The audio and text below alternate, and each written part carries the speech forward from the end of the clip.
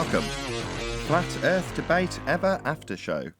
I'm your host Nathan Oakley, and if you are new to this channel, or you've not done so already, then be sure to subscribe, hit the bell notification icon and join button if you'd like to become a Nathan Oakley 1980 channel member and keep up to date with the Flat Earth Debate. If you would like to support the channel, there is a super chat that runs alongside each of these shows while they premiere, and there's also a PayPal, Patreon and crypto link in the info box below the video. Speaking of patrons, I'm going to do a quick shout out to all of you who do support me on Patreon, so a massive shout out of thanks and appreciation to Phoenix Rising 86, Retro Bill, More Books, Cannabear, Fibre Oats, Bogey, Michael Kahn, Rob H, Ben White, John Kays, Patrick Gunnels, Banter, Will Brax, Mel B Styles, Troy Shuker, Harry Blade, Mobile Max 777, Neo the One, Rob W, Open Minded, Reese Pound, Del West Watson, Maria Nealand, Unbelievable Productions, Blue Ridge Ranger, The Real Gabster, Liam Nedrick Jr., Abraham Mohammed, Adrian Quintana, Skeptic936, Life is Short, Texas Mike, and David Wayne Foster. So another massive thank you to all of you for supporting me on Patreon. Now I will hand over to whoever is in Discord and Google so you can enjoy their dulcet tones for the rest of the show. Oh, good news for me. I woke up late. You're right here. Okay, thanks. I love getting fucking over-talked, too. I missed it all weekend. Sorry. So yeah, just to summarise, I'm getting a 1440p monitor for 60 quid as a result of buying a... Because there's a graphics card shortage, NVIDIA have had to re-release an old series of graphics cards to meet demand where there isn't any product where people want to buy it. Which means that an old connection, DVI, is on this new, it's only been out 4 months, graphics card. Which means that I can take advantage of people getting rid of old monitors at high refresh rates because their new graphics card, more powerful, will not have DVI on it.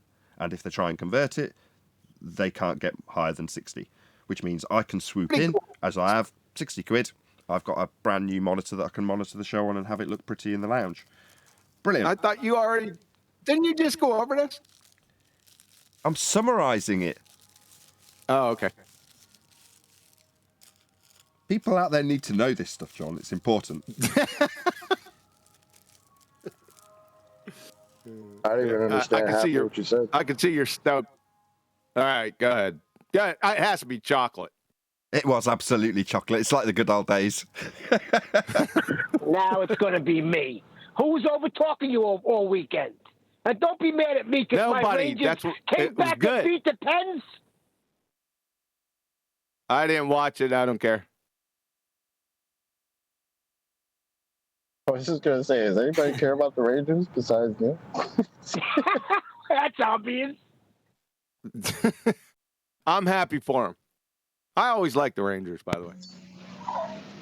Did the Coriolis put the football in anyone's hands? The football, they're playing hockey. And it was... yeah, the puck in the net. It was due to the Coriolis trip. It's a reification well, like fallacy. I've already admitted here, I don't watch sports. So Eli, that's even though it's an example of a non-event that you're making as a sarcastic comment, it's still a reification fallacy. The Coriolis doesn't give anybody anything. It does. It gives them a good excuse to say why they missed. Just an illusion. Manifested itself in counter space in the ether and then disappeared and then reappeared in the net, and the Rangers won. You're going to get some people mad, QE. The ether people are here. Trust me. I posted a comment. Well, it's not. Go on, John. It's not that I'm a bad shot. The Earth moved underneath me, so y'all know. Yeah, sure. It's pretty hard to balance on a roundabout, guys. Come on. Did you see my comment that I posted? Go on, Brian. Go ahead. I'm just saying we don't see the Coriolis effect from the surface of Earth because the Earth is not rotating. That's the end of that. Precisely. There is no. Yes, I did see it, Nathan. Yes. Good. So underneath, you may have seen this. It was in one of the chat threads on Skype. So I posted that comment, and then I even thought, oh, I'm quite proud of that comment. I'll post it as a community post, which I did. And then I went back to the Skype feed I'd posted it on, and Anthony underneath says, "You just parroting QE." That was his response. I know. And at first I was quite offended. I was like, actually, I didn't parrot anything. Those are all my own words. And then I thought about it for a minute, and I was like, yeah, but I got every one of those words from QE in his education now, didn't I? So I did acknowledge you after the fact. But at first I was quite put out, because I was like, well, no, I didn't. You just cut and paste something from QE or parrot off verbatim things he told me. I was regurgitating the information as I understood it in my own words, meaning I understand it, but at the same token, I didn't want to demean you and your education. So I was like, but to acknowledge, QE did give me all the information, to be fair. I started laughing when I seen it. when Anthony posted underneath, you're just parroting QE. So that was well, on a different note, John, just yay or nay, is your computer doing what it should be doing now, or is it still acting daft? So right off the subject, man. Okay, I ran the show Tuesday, but I didn't overburden her. So it is. I haven't had any problems since we put the new power unit on, but we're gonna find out tomorrow. God, can you shut up about this technical stuff? It's so boring. You're such a hypocrite, Nathan. Well, make sure you stretch its legs, because I want to know, does it work properly? You'll know if it goes dink and then it's gone. You'll know if I'm not online for too long tomorrow. So we're going to be talking a little bit, I think, about gravity tomorrow. What's gravity? Yeah. So my new monitor's going to be vertically mounted, like in portrait mode. Listen, you've done this is John's turn. Stop rumpusing, Nathan. Portrait mode. Yeah, portrait mode. What's wrong with that? I don't think Brian knows what portrait mode means. You hold your phone. Know. I'm looking at my phone in portrait mode. Yeah, well, that's how my second, well, technically my primary monitor will be. So the one closest to me that I monitor the chat feed on, rather than having to scroll down, I can have a really long chat down the one side, OBS at the bottom, voice meter banana in the middle, the what's it called, YouTube studio at the top, and then if I can squeeze it on, Patreon, which I click away from after I've read out my shout outs anyway. But at the moment it's all overlapping. It's very irritating. Well, I hope you do it, and I hope that it's a success. It's going to be epic. I might get myself an arm, so I can even pull the thing closer. Like my mic is on, my camera is on. It's on like a swing out. It's actually a VESA mount that I've adapted, but another VESA mount on an arm, so I can pull. I might pull the monitor so it's in like within 2 or 3 feet of me. You'll walk in, it'll You're look one like of those guys that City. can never accept the status quo. You're always looking to tinker. I like tinkering with the cheap stuff, so I don't like necessarily tinkering with the expensive hardware. Buying a graphics card has been an absolute nightmare during a chip shortage. Don't buy electronics during a chip shortage. It's not much fun, and it's expensive. But either way, what I like is jerry-rigging stuff from eBay. So getting a VESA mount for about 12 quid, and then adapting it with an old mic stand, and suddenly I've got a fully articulated camera. I can move it around and tuck it away so the kids don't destroy it. And I can do that in half a second. It's like one fluid motion to put the camera away. But then when I bring it out, it's like within, 15 inches of where I'm sat. It's brilliant. Well, that cost a few quid, just effort and time. Those sorts of things I like doing to make life easier.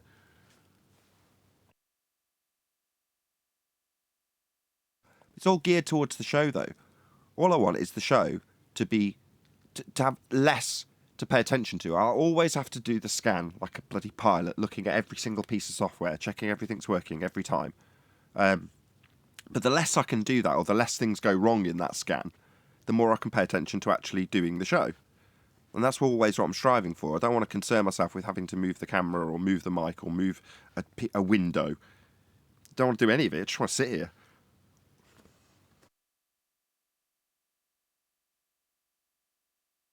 Sit here and thank people for super chats. That would be the ideal.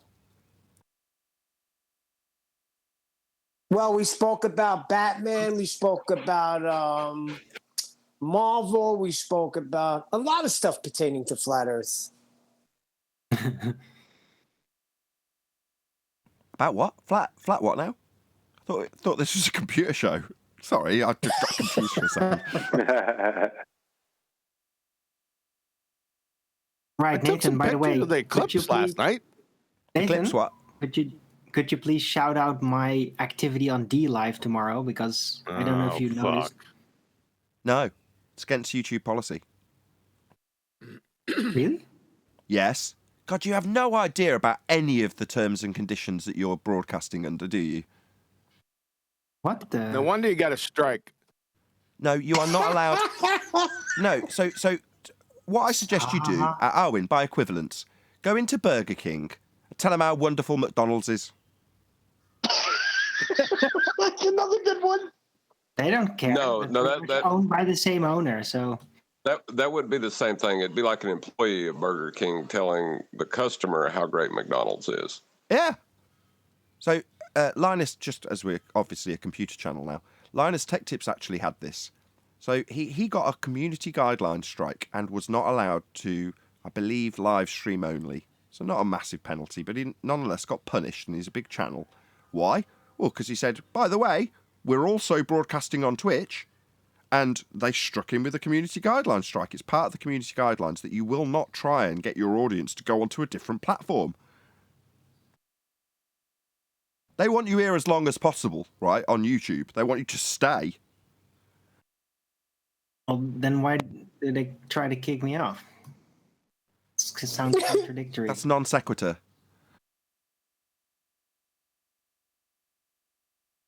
They want the watchers Didn't Nathan here just as long as explain it?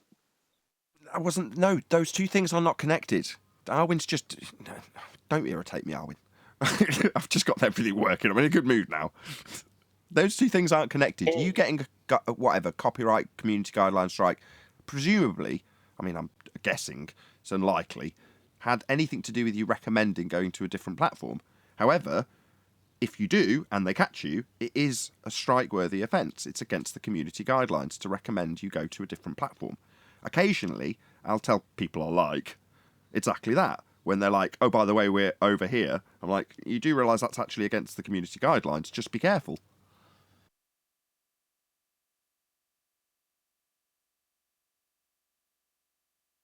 All right. So, walked outside last night, seen the eclipse. How does that work on a flat Earth? Sounded like you were going to say it was great. I just want to see what QE's answer is. I'm asking in sincerity. QE, really? Question. How does the eclipse that you looked at work on a flat Earth? End question. I have no idea. I know how it doesn't. That's all you needed to say. In a heartbeat, Neil. Did you hear it? I don't know. You're not listening to me. I did say that to him. The reason I brought it up was I was shocked that my 11-year-old said that. As we were looking at it, I said, I have no clue what the sun is, what the moon is, what the sky is. You missed what I was trying to get at. Well, there was a second part to QE's answer. He said, I know what it's not. That's important, too. Yeah.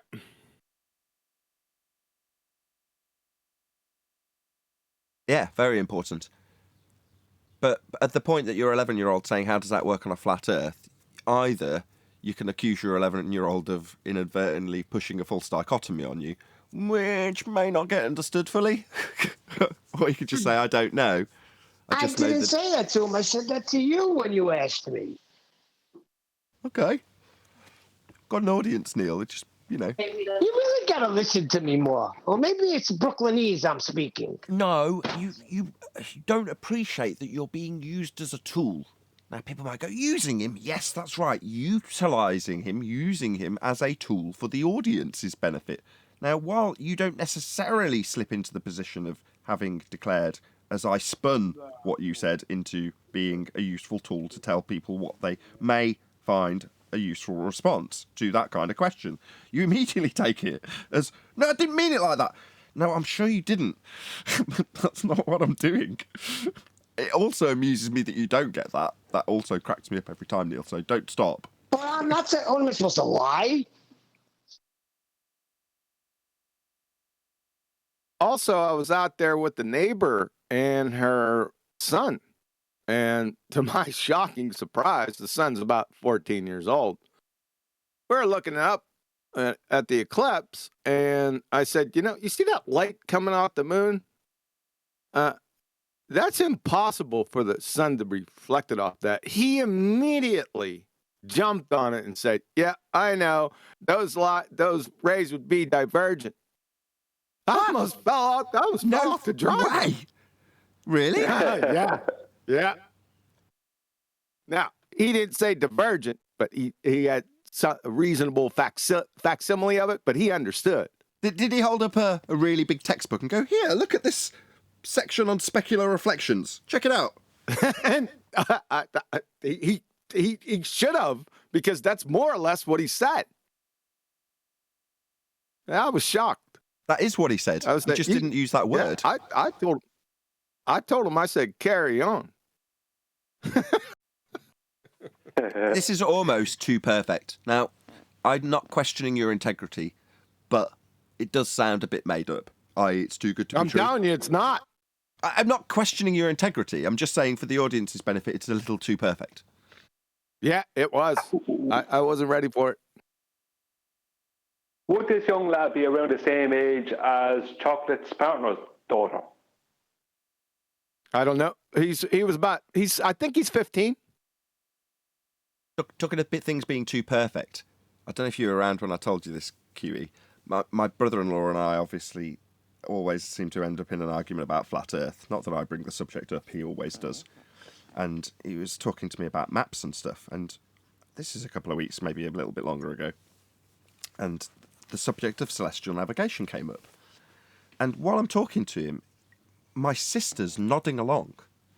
Not agreeing, but just not disagreeing and not chiming in when I'm telling her this stuff. And she's explaining it to me. And at some point I said to her, why are you not disagreeing, or why are you nodding along in agreement with me? And she's like, well, because we did this. I was like, what do you mean? She's like, when we were on the boats. I was like, oh yeah, my sister owned boats. And we were out with sextants doing this back in the day. This is a very long time ago. Wow. So long ago I forgot. But obviously in that moment I almost went white, because I remember, you remember the good times when you got a boat. You remember being, on your back sunbathing on the front of it, whatever they call that bit of the boat. You know what I mean? Those are the bits you remember. You don't remember the tedious explanation at the time from her now deceased husband at the time, explaining how a sextant works to me. At the time, that was very boring. I was more interested in, I don't know, getting stoned or drunk or whatever it was I was doing at that particular age. Probably stuff I wouldn't normally do on land, but could get away with on a boat, right? So that's what I was doing and concentrating on. But she had to literally say to me, yeah, we did this with a sextant at sea, didn't we? And I'm looking at her like with this blank look on my face, going, oh yeah. Because the amount of times I've had comments, well, have you ever been out on a boat with a sextant? Now, in my honesty, I don't go, well, no, or I don't go, well, yeah, or, I just don't respond because it's not pertinent to the question. It's pertinent to them ad-homing me. Well, if you haven't done it, celestial navigation doesn't exist. So it never got addressed in that regard. But it suddenly dawned on me, well, I can't say I have gone out and done it because I didn't hold the sextant, I've got to be honest. But I was still there while it was being done. You know what I mean? It's just not, I didn't go through any of the education my sister did in order to be qualified to do it, so she didn't die with us out at, well, her and her husband and anyone who was with us, out at sea. Well, it just amused me that you get, as you get older, some of the stuff that you forget, even in debate when people are saying to you, well, you've never been on a boat and used a sextant. Well, not strictly true, but also not untrue either. I kind of have. I've been out there while my sister was doing it, and if she hadn't had that tool at the time, there's a good chance we might not have survived the situation. Not true either. She was demonstrating it to me actually, as opposed to actually finding where we were because we were lost. But you know what I'm driving at. Yep. I heard the story the first time you told it. I didn't realise you were here. Sorry. No. I heard it the first time you told it. I thought it was pretty funny. But I just can't spin it into yes, I have used a sextant out at sea, because that isn't true, and I don't want to lie about it. I don't want to embellish the actual truth. It's just I didn't realise I had something to technically embellish if I wanted to. You know, I've forgotten. Just nuts what you forget. Sure, I'd like to. So, how's the relationship going with your sister and your brother-in-law? Oh, well, fine. It was just interesting while I was talking about it, because he's disagreeing and telling me about how, no, it's projections, and no, it's curved, and I'm like, well, no, it's a flat map, and it's got to be to draw a circle on it. And my sister, like I say, is nodding along, going, yeah, that's right, that's absolutely right. Did he bring the ether up? He's not one of them, he's a normie. Where are the ether heads? Nathan, what about when, like, your partner, your wife, she's held pilot's licenses? Yeah, helicopters and planes. Again, many years ago. Yeah, but she did do it, so she knows these things. Have you got like a best friend who was a geodetic surveyor? Maybe. Do you know what I mean? But back to the science tip, as someone's mentioned ether. I tried to get this in earlier. I can't remember if I did or not.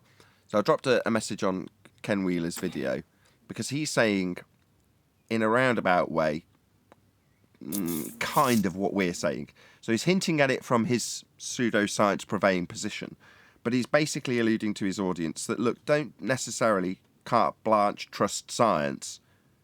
Now, he's not qualifying what he means when he says that. So he's not saying, well, you don't trust them because they're not actually science at all, they're not following the scientific method. He just explains how people will come to a conclusion that isn't necessarily true through statistics and maths, and then that isn't necessarily science. But then he goes on to qualify ether probation, or whatever he calls it, in a similar vein, pseudoscientific way.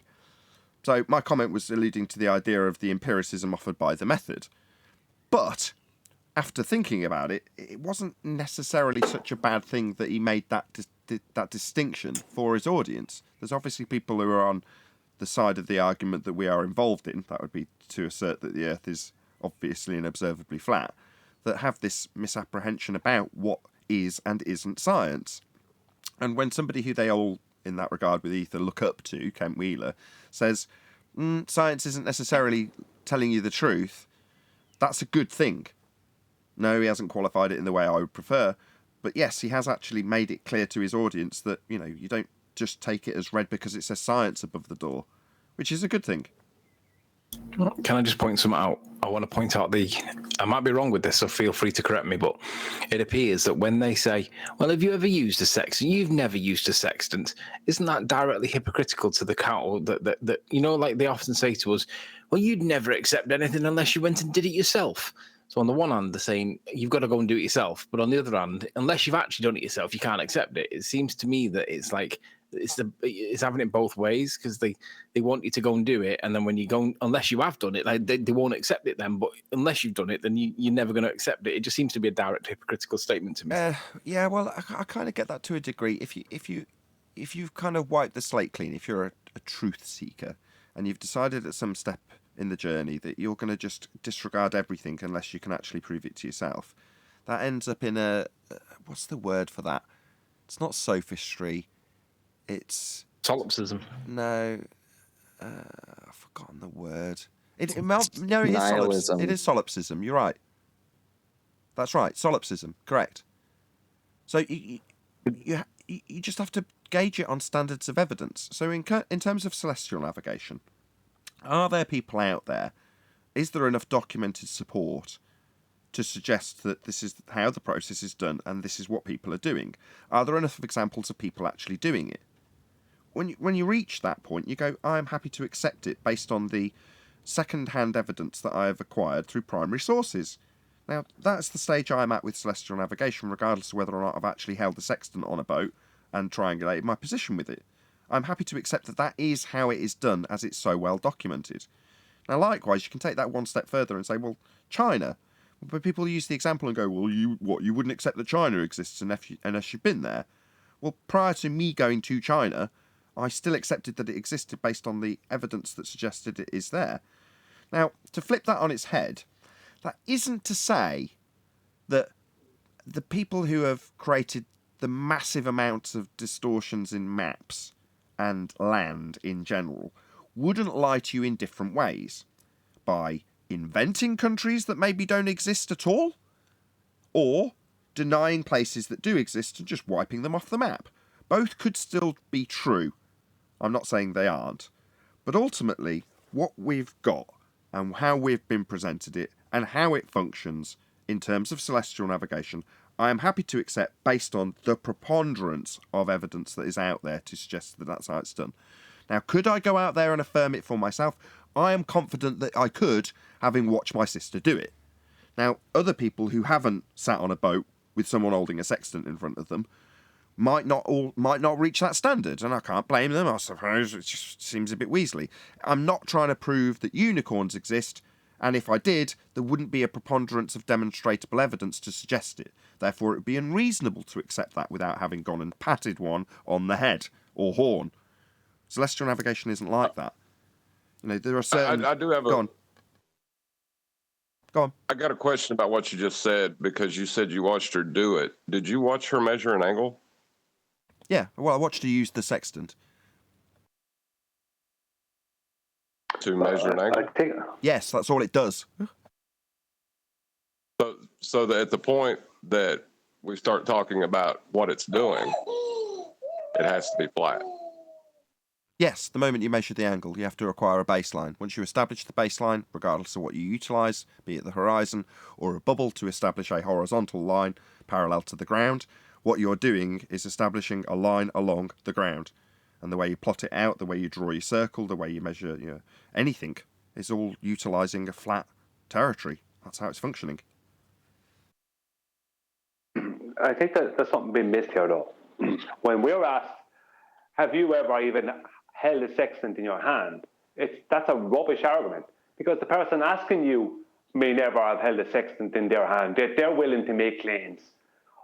I can get the information on how celestial navigation works the same way as I can get the information on how geodetic surveying is done and how airplanes are flown by pilots. And that information is out there for everyone. I don't have to fly an airplane to know what it's not doing. You know, I don't have to. Have you ever flown? I don't have to fly an airplane to know what it's not doing. You know, it's a rubbish argument. It's projection. And so it's kind of half projection, because they're putting it onto you. Something like they're trying to say you're making claims yet you've never held a sextant. What has holding a sextant got to do with it? You know, at that stage, just one second. At that stage, they're stating that all the information concerning how a sextant works that's out there in books and online, you know, in databases, is all like made up, possibly. Well, it is an easier equivalent. So you've got a claim that the light in the sky, any particular star, is actually a burning ball of gas in a sky vacuum. And you overcome that claim with the assertion of entropy. And then the person who you're overcoming the argument that's been placed by them that the sky is full of burning balls of gases in sky vacuum, they turn around and say, well, have you even got a telescope?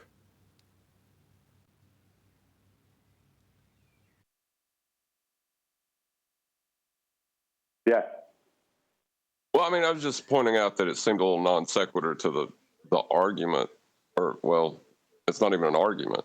You're measuring an angle. Nobody's contradicting that, and you need a flat plane for that. I don't know how their delusion works after that, but that's I can tell you exactly how it works. After that, what do you mean after that? They don't get to that. They automatically have an angle acquired. So I don't know if you call that a side step, but you say after that. It's not like they're saying, right, first I measure my angle off a flat Earth, and then I account for a fraction, and when I do, I can juxtapose the accounting for a fraction in the stars below a certain degree to 7/6 of a radius, self-correcting for a globe Earth that's curving when using straight lines to a geometric horizon. They don't say that. They just start when they've at the point they've already got the angle in that description and do everything else. So they've already got, like, if you check out any of my comments in recent videos, you'll see either Proto-Thad or up until 88 renditions of the exact same rebuttal. Not Mr. Sensible, the other guy whose name I've forgotten now. MC2. Yeah, MC2. Will come into the comments and they'll ask, well, how do you acquire your positional data from these three measurements? Altitude, 45 degrees, and then he'll name the star. And you go, well, that measurement that you're giving me and asking how that works on a flat Earth, that's an elevation angle. He's already got the angle. That would be a flat baseline measured with two straight lines to a star off a flat Earth. He's already got that in the question. So he's already acquired the angle from a flat Earth to ask us how it works on a flat Earth. In other words, like I say, I don't know what you call that, sidestep? Whistling past the graveyard is what it really is. It's whistling past the graveyard. Yeah, that's a good way to put it. I would call that an okie doke. Well, the thing about it is, like, I don't think the likes of MC2, no, he couldn't understand, and I think the rest of them, they probably still don't understand, why we wouldn't address his supposed challenge. Because number one, it's because it's from him, right? So he's putting himself forward as some kind of an expert, number one. Number two is that it's just a replica of another challenge that we destroyed weeks beforehand, that Bob the Science Guy brought in, that was from Proto-Thad. Same challenge. And they're all the same challenge, by the way. They're all the same. Same thing, yeah. That's my point, though. That's what I'm saying. They're the exact same thing. It's like they give you these angles to these stars, and then they say blah, blah, blah, blah, blah. It's like, the angles are the argument.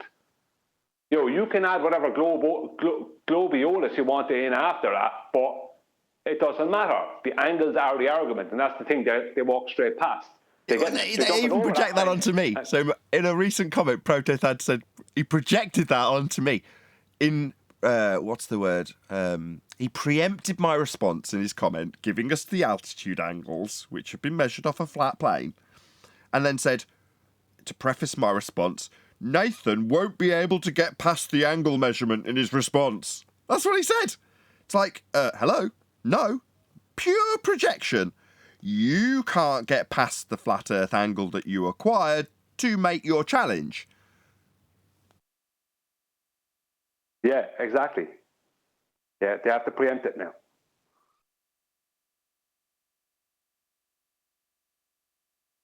But isn't that the same thing as saying... I had John first. Go on, John.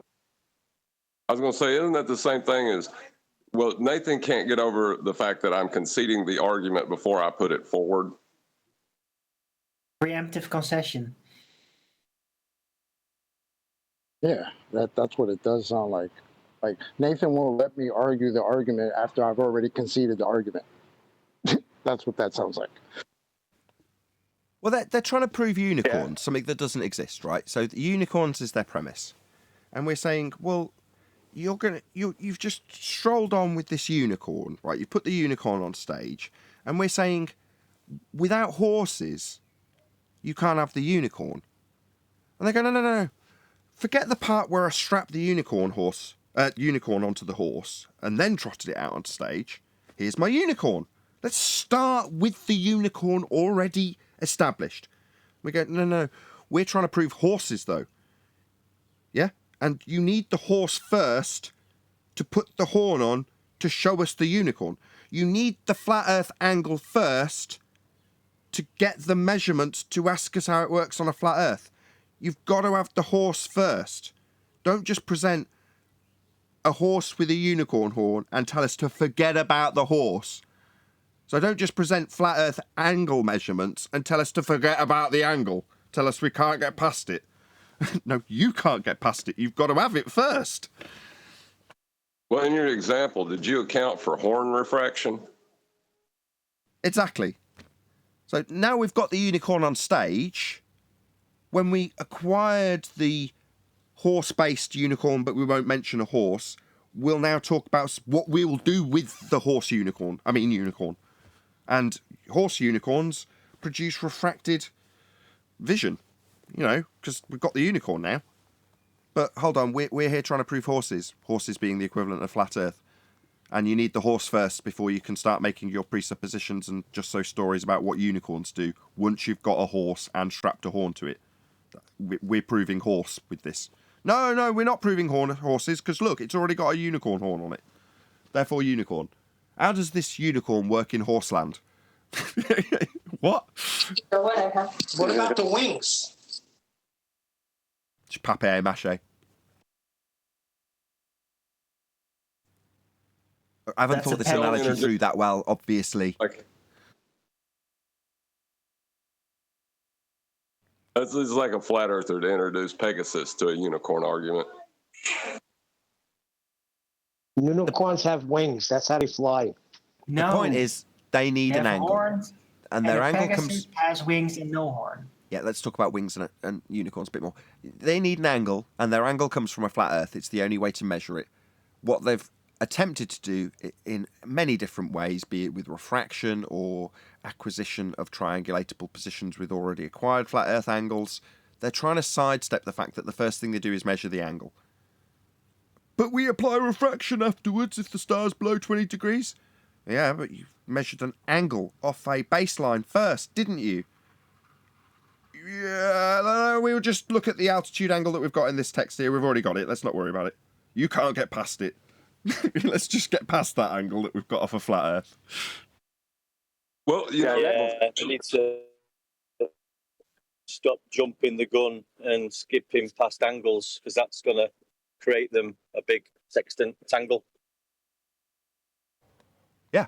Prior to the Black Swan, though, if I'd have been a baller arguing this, I would have talked about drawing a straight line of sight to a tangent, right? And then trying to reconcile a tangent plane to get an angle from. But so you're saying you're a virus?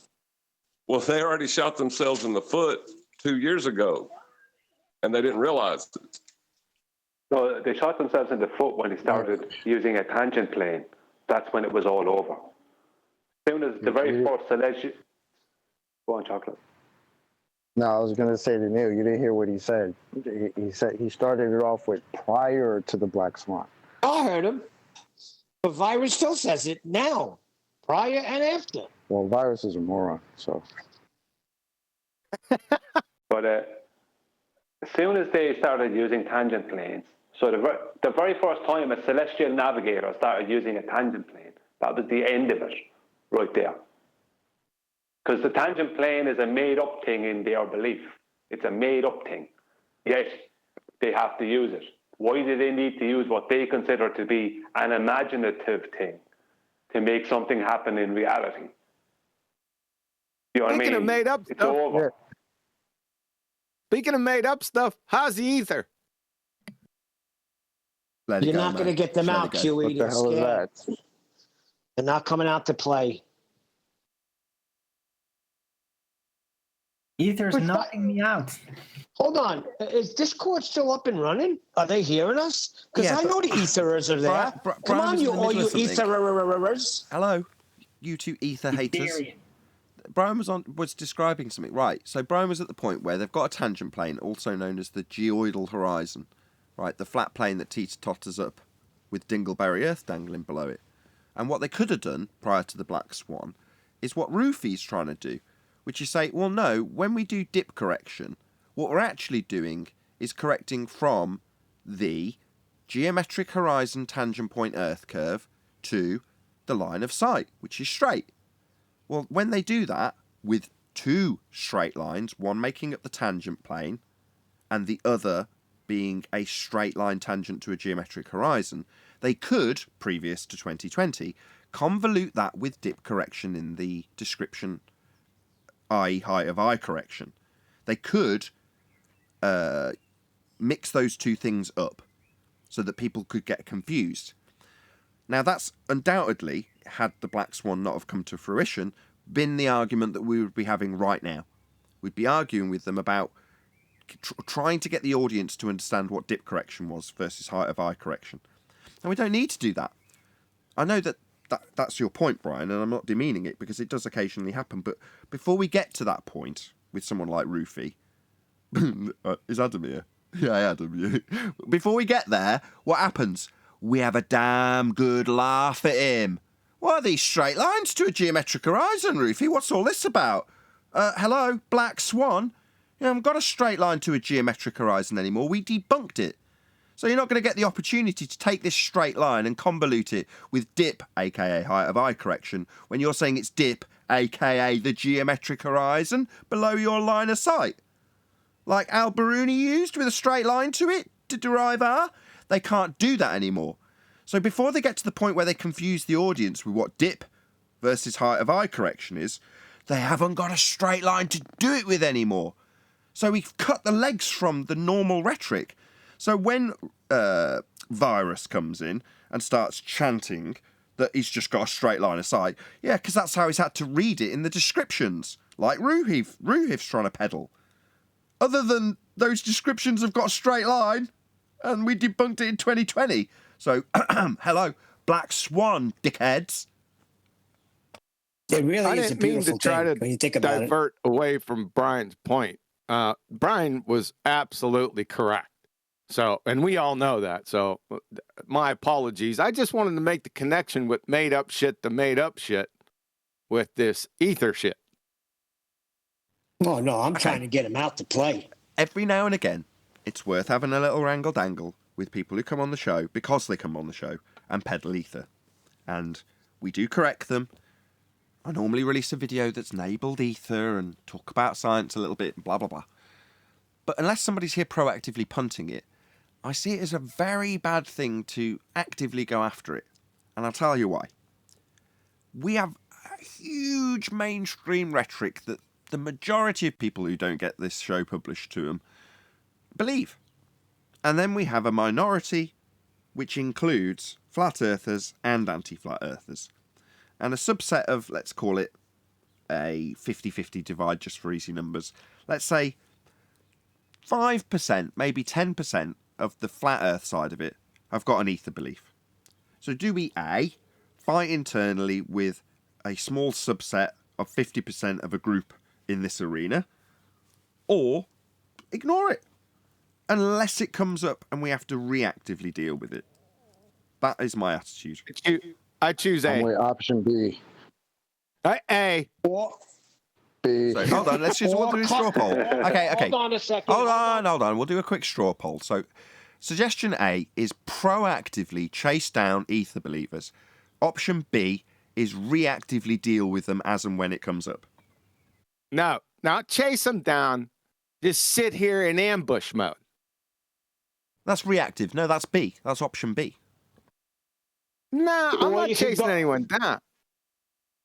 That's called sniping. You're kind of fighting for a reactive stance whilst simultaneously denying that you're not going to take a proactive stance, which makes it sound like you're making apologetics for the fact that you want to take a proactive stance, but are claiming it as a reactive stance. That's how it sounds. No, I just have a problem with the chasing of the things down. I'm not chasing anything. I sit here in my chair. Well, I would like to put forward an idea that maybe it is worth... Semantics. Oh, brother.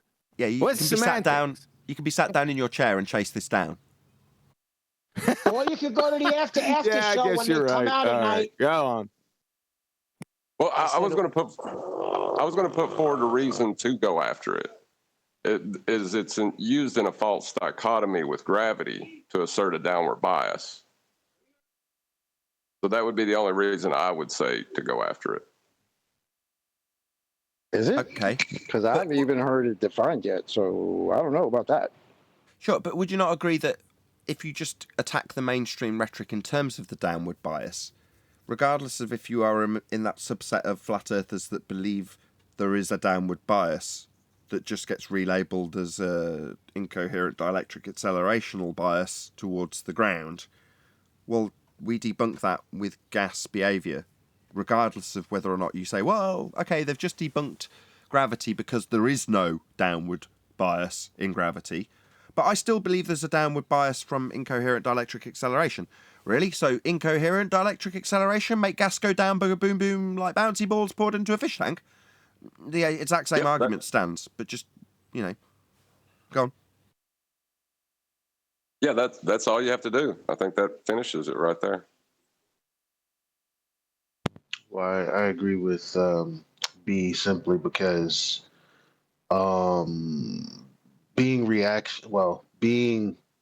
taking the proactive stance against anti-flat earthers is why most of us waste our time all day. When actually we could be talking to better pick of the litter, I'll say. I've always said deal with it when it comes here, and to Nathan's credit and everybody else, it's been dealt with every time it's reared its ugly head on the show. So I guess I'm option B as well. Well, no, I was saying option A in that the false dichotomy that's asserted with the downward bias. I think it's important to point that out. Yeah, and reactively, if someone was to bring up ether, we would. But I'm saying that if I was to attack the assertion that we have a downward bias at all, I would direct it and preface it with the descriptions of gravity being my, not stereotyping fallacy, my address to the mainstream rhetoric. So that's how I'd position it. And as I say, if you took away from that there is no downward bias to apply to a different claim of a downward bias because there isn't a downward bias, then so be it. But I don't think it needs to be detailed. I wouldn't be hi Nathan, BBC TV here. What would you say about gravity when people obviously know that we're not floating off into space? I'd say, well, we're more dense than the air that we're in, and the air itself is the medium, very different to water as a medium, but that, which has mass in that rhetoric, isn't going down. It's created at ground level and goes up. It spans in all directions. There is no downward bias. If I release a helium balloon, you can watch it because it's containing some of the less dense gas, which would displace the air around it, and you watch it occur. It goes up. Likewise, if you stare at a cloud, you can see the process of phase change after the gas has turned from liquid to gas and gone up into the air. Well, that process isn't a downward bias, is it? Well, at that point, if you still want to assert that there's a downward bias, you move on to asking them if there's puddles of gas falling from the sky. And at some point, you can carry on and they'll reach their decision, hopefully of their own volition, that it's absurd to assert that there is a downward bias because there simply isn't. Well, you could also just say to them, if they ask you, Nathan, why are things falling down? You could say to them, so how would you define mass? And completely... Well, no. If someone says... if someone asks me, why are things going down? I look up at a cloud and go, is that going down? I know that's the more logical thing to do. But I'm just stating that if you said to them, if they ask you, why are things falling down? And you say to them, so how would you define mass? They'd be completely, what? They wouldn't know what the hell they're talking about. Because they have a belief of what mass is. They have different beliefs of what it is. And how mass, different things are mass. The air is mass, all this rubbish. They have all these beliefs. So him asking you, because it's like, he's putting it on you. So why are things going down? You're supposed to answer his question because he has a belief. And if you don't give him an answer, that means his belief is correct. So even though it's not the best answer to him, technically it's a destructive answer. If you ask him, so how would you define mass? Here's my answer. He needs mass for his nonsense. Right. Sorry, Neil. Can I do a Neil deGrasse Tyson? Gravity? Go ahead, Jude. Let it go. That's gravity. Sorry, I have to divert again. I just got back. I had to go get my breakfast, make a couple little things. Whatever happened to A and B? Where did we come out on that? B. Reactive. Did we come out on B? So B. I have to conform to B. Is that what you're saying? You don't have to do anything. You're not beholden to us in any way. All right. Fair enough. Carry on. I'm an A guy, by the way. If you want to deal with them and you want to battle with them, come in when Nathan leaves. That's when the roaches come out to play, when it's dark. Yes, I want to deal with them if they come here. No, I don't care beyond that. I'm with Nathan on that B. I'm a B, man. Don't care about it. It's not just important. Such a small... It's not something we see. But if you want to be an A-man, I'm telling you how to be an A-man. I know how to be proactive. That's fine. I like to go around, right? But I'm not, if somebody's going to be like, oh, ether, I'm not, like, I will give the counter argument, but I'm not going to, like, push it on them if they get all agitated about it, right? So that's how I do it. Well, if you're attacking a downward bias as your position on gravity, you are ipso facto attacking the assertion of incoherent dielectric acceleration. Very concisely put. Exactly. Inadvertently, you will automatically undo anybody's preconceived notions of a downward bias with incoherent dielectric acceleration if you debunk the notion there is a downward bias. So you're an A guy, but you just don't even think enough of ether to even bring it up in relation to your claim. Exactly. The words wouldn't cross my lips if discussing it with anybody other than a very small select few people who have followed Ken Wheeler. That's about it. Or any other electric universe purveyor. There you go, denying magnetism and electricity again. Denying what? How dare you? Because those things are ether, right?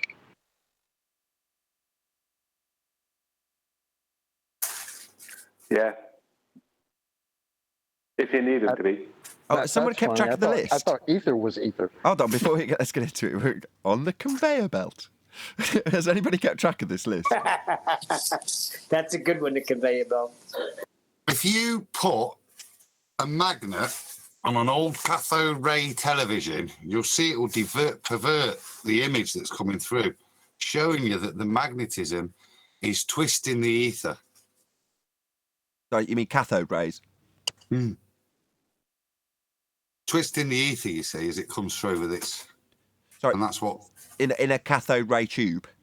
Yes. That's what ether is. What's in that tube again? Would be electrons and ether. And ether? Yeah. Because the electrons can't move without the ether. Oh, I see. So they don't even... Oh, of course, I forgot. They wouldn't be moving if it wasn't for the presupposition of ether. Of course. But in this case, that's what ether does.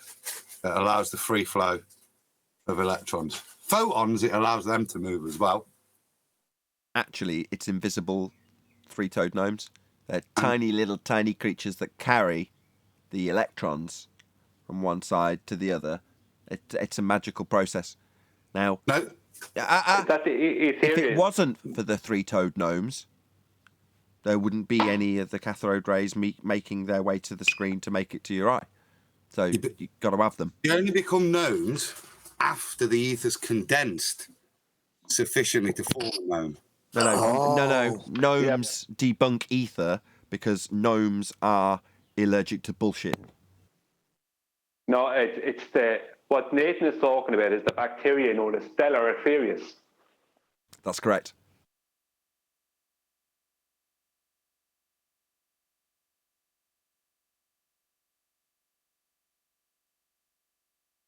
But nobody's going to point out that was a bunch of nonsense, right? Well, Stellar Ethereum is not a bunch of nonsense. A magnet messed up my whole projection TV. Sorry, is John denying a television? You're a TV denier and magnets. It's there. You can put a magnet on a cathode ray, and it will deviate it. It will move the ether so the electrons will arrive in a different place. I think I believe you because that happened to me with a projection TV. This big magnet somehow was on my TV, and the whole side of it went blank. Destroyed my projection screen TV. That's why I hate ether. Okay, that's good to know. Nathan, I think you're using the wrong nomenclature. You think I'm what? You're using the wrong nomenclature. The wrong nomenclature? Oh, no. Okay. Let me get my joke in before he gets serious. All right, fuck it. Never mind. That was better. nomenclature on that. That's brilliant. Very good.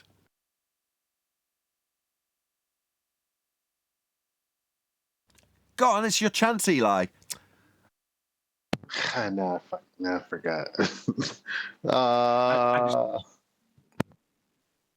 I just want to point out that when you get your magnets on the TVs, you're not actually demonstrating ether.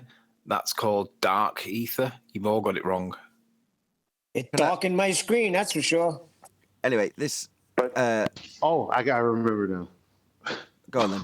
Then I'll change the subject slightly. Well, it's like, Neil, you were saying, that's why I hate ether. Aha. Like when atheists saying, that's why I hate God. So you do admit that it exists, you just don't like it. Again, back to standards. There is a descriptive word called ether. Physicality is what we're looking for, proof of its physicality, not that there's a word in the dictionary. Unicorns exist by that standard. Okay, I want to read out this. It's going to take a while, but stop me if you don't want me to. So, David Weiss and I have been chatting back and forth about science, and we had a fairly prolonged conversation about it, and he was fairly combative about it for various different reasons. No connection to the previous conversation whatsoever, just to get that absolutely clear. Anyway, he was mildly combative, but took on board what I said, and I sent him a screenshot of my comment and then community post in regards to and on Kent Wheeler's video. I have to stop calling him Kent Wheeler.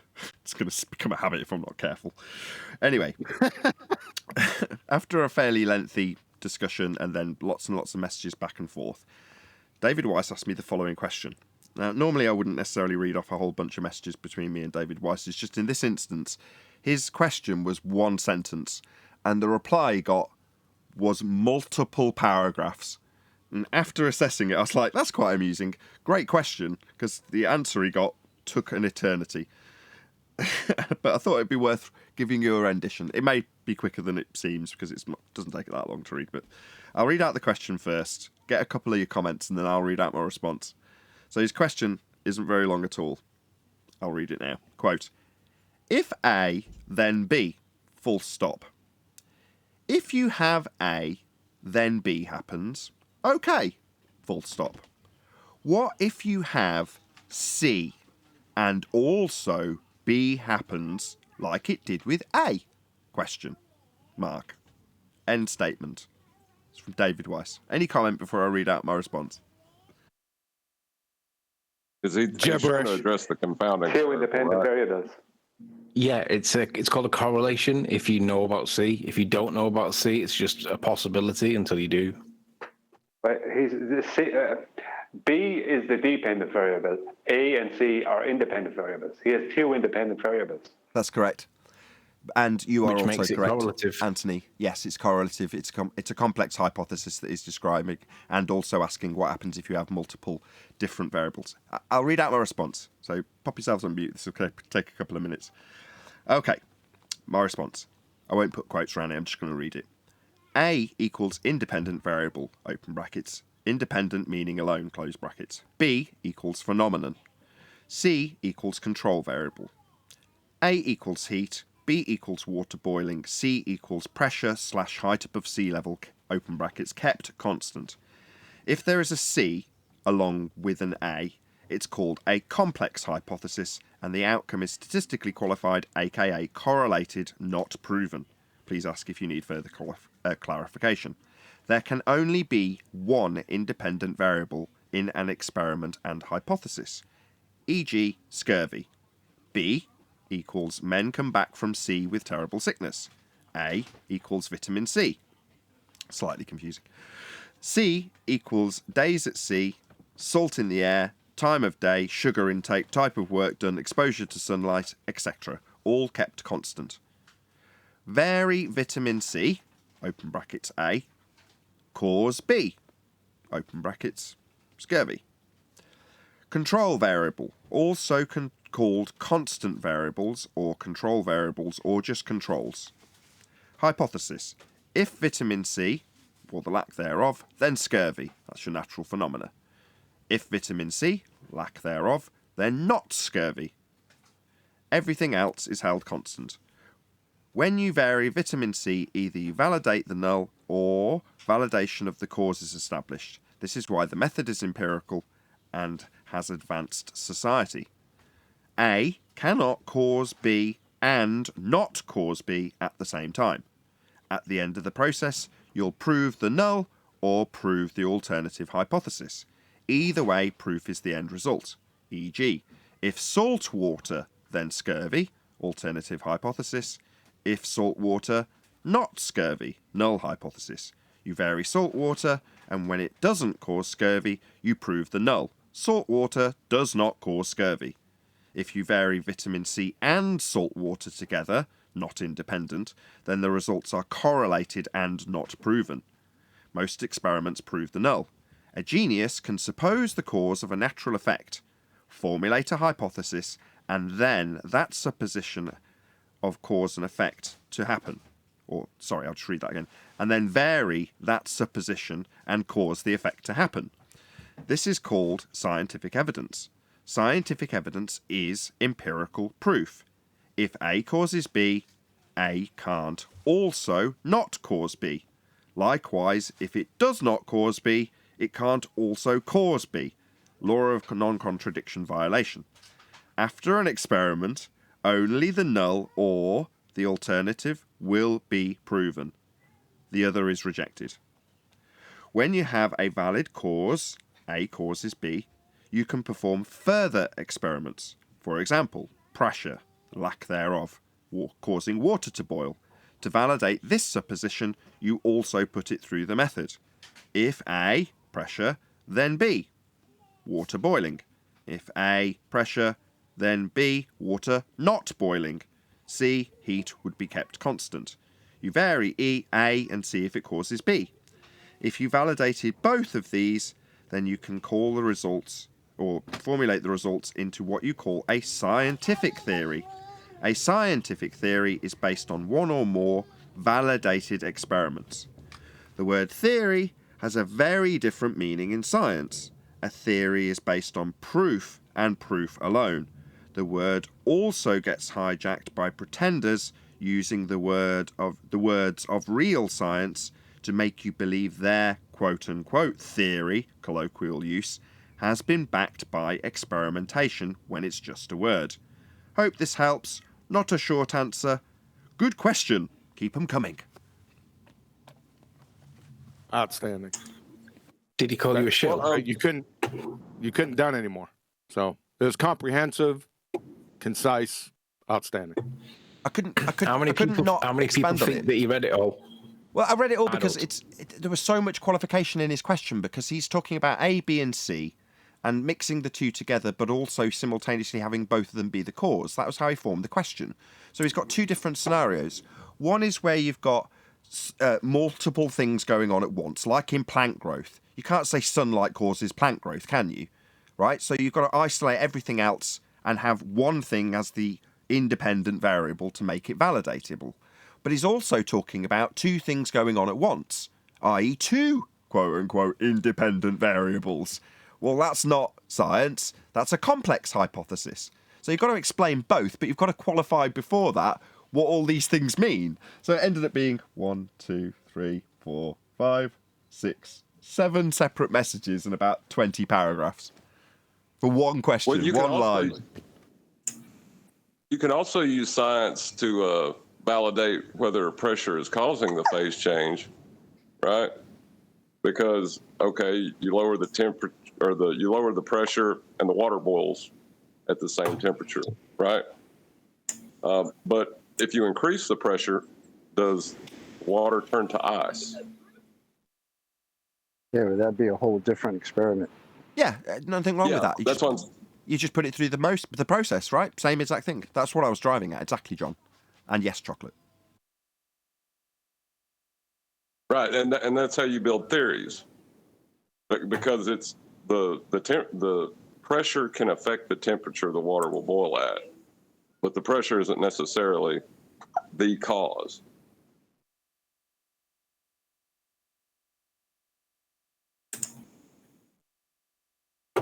Any more? Well, did David Weiss, how did he take it after that? Was he... He didn't respond. Well, No, he did. No, he did. He gave me a thumbs up. As in, on the messages that he'd read, as he'd read them, he gave me a thumbs up saying, yes, I've read this. Yes, thank you.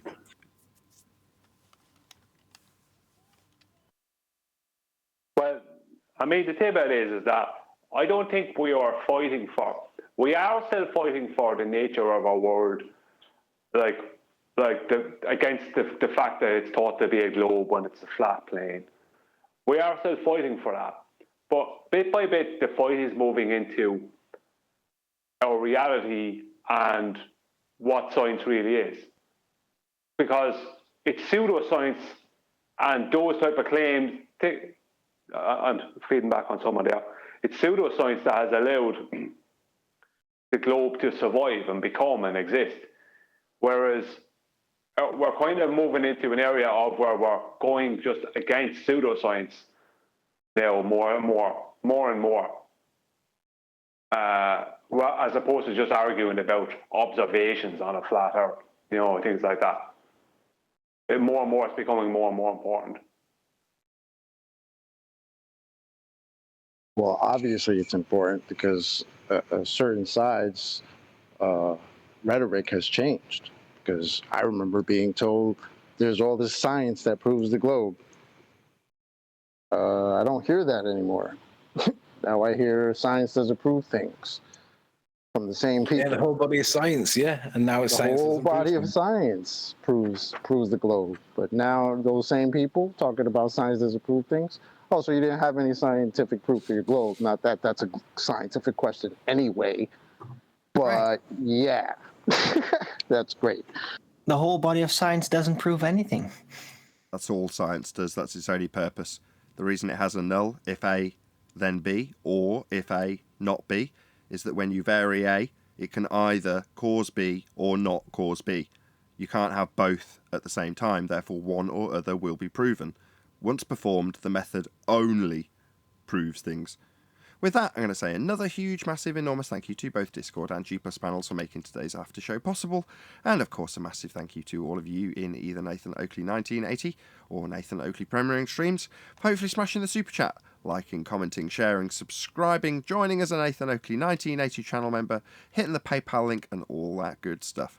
I've been Nathan Oakley and I will see you all in the next video.